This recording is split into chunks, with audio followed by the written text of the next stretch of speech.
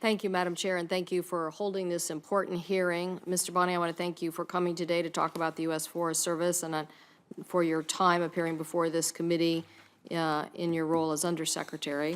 I also want to recognize Dwayne Vaughan, who is here from the Pacific Northwest. Mr. Vaughan lives in Colville, Washington, and has experience partnering with the Forest Service on many of its restoration initiatives, and for our region has been a leader, so thank you very much for being here today. I want to start by reflecting on the lawmakers of the 60s and 70s. These members saw the problems that were being created with the way the federal government was managing our forests, and they set out to fix them. They passed some of the most sweeping reforms in the 20th century, and we really haven't seen anything like it since. In recent years, I've seen a lot of attempts with various piecemeal fashions, and what is really needed, I think, is an overall 21st century management plan. We need a strategy that will improve the health of our national forests, conserve important areas, and encourage recreation, and public input needs to be unambiguous in the plan. Most of us would agree that our forests are in pretty bad shape. 100 years of fire suppression has left our national forests prone to catastrophic wildfires, and decades of clear cutting have left the overall structure of our national forests unbalanced. In many places, habitat for our threatened and endangered species is on a short supply. Here are a few of the sobering facts. Over the last decade, bark beetle destroyed 32 million acres of 193 acres managed by the Forest Service. I think that was the same factoid you just wrote, but we agree on that. The National Forest latest disease model shows that another 37 million acres of the national forest will die from disease before 2027.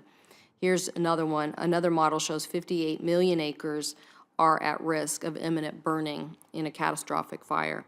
So as we talk about this, we need to assess how much these percentages are related to the lack of management and how many are made more difficult by the changing climate.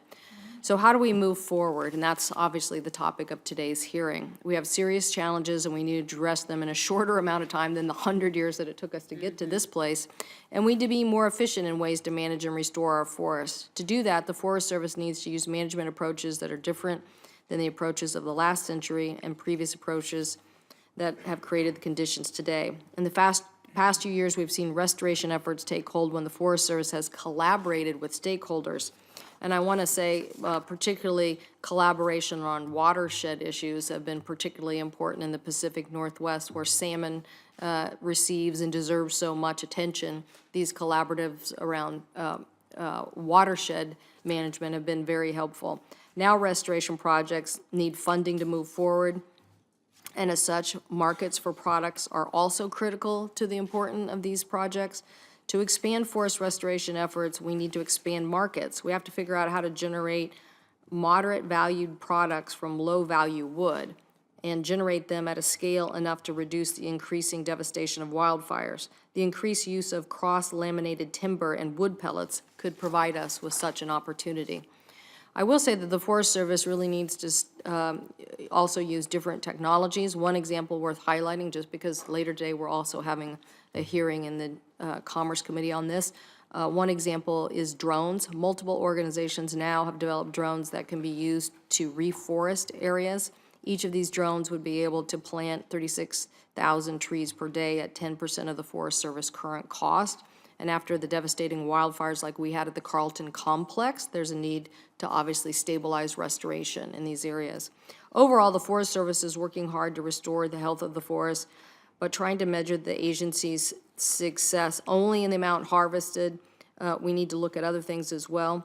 The Forest Service must keep mills nearby, and I think I already talked about the importance of markets, but we also need to make sure that we talk about stewardship and access to some of these smaller mills and how they gain access.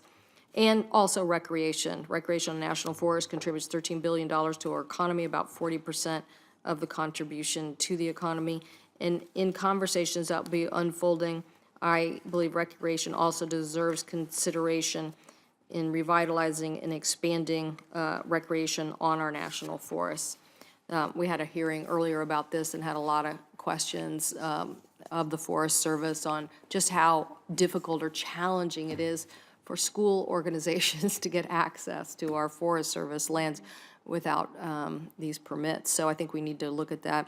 And we all know that wildfires are probably the biggest problem facing the forest every summer, and that's why with Chairman Murkowski's help and my colleague Senator Wyden, who I'm happy to have co-sponsored his legislation, would do just that, more squarely, hopefully put resources at play to help us manage this. Finally, I want to reiterate the importance of the public's input in management decisions. This has been very important, and within any bill in this committee, I want to make sure that we continue to streamline the process, but also give input, and it must be a major building block of how we manage our public lands. So thank all the witnesses for being here today, and thank you, Madam Chair, for this important hearing.